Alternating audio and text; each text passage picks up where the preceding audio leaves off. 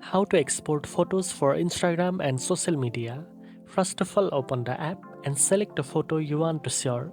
Once your edits are complete, tap the share button in the top right corner.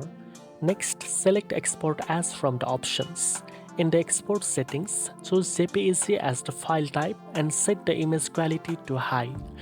For social media, it's important to adjust the dimension or resolution to match platform requirement. For example, Instagram prefers square or portrait ratios, while Facebook and Twitter often work best with the landscape orientation. After adjusting the settings, tap the tick button in the top right corner to save your photo.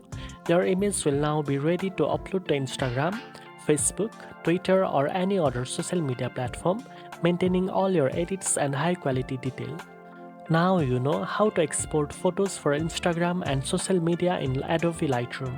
If you found this video helpful, don't forget to like, share and subscribe for more editing and photo enhancement tips.